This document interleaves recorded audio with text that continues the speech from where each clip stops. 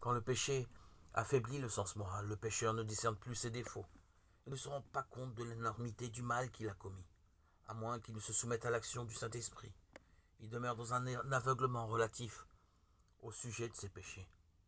Ses confessions ne sont pas sincères. Chaque fois qu'il confesse une faute, il se hâte d'ajouter une excuse et d'alléger certaines circonstances spéciales, sans lesquelles il ne se serait jamais rendu coupable des actions qu'on lui reproche.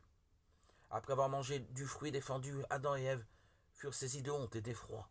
Leur première pensée fut de chercher à se disculper de leurs fautes, à échapper à la redoutable sentence de mort. Quand Dieu s'enquit de leur péché, Adam voulut en faire retomber la faute en partie sur Dieu et en partie sur sa compagne. La femme que tu as mise auprès de moi m'a donné de l'arbre et j'en ai mangé. La femme a surtout rejeté toute la faute sur le serpent, disant « Le serpent m'a séduite et j'en ai mangé. » Genèse 3, versets 12 et 13. Pourquoi as-tu créé le serpent? Pourquoi l'as-tu laissé entrer en Éden?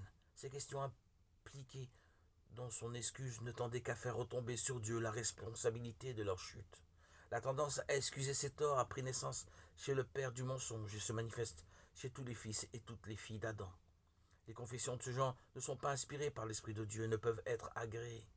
La véritable repentance amène le pécheur à porter lui-même sa transgression et à la reconnaître sans fraude et sans hypocrisie.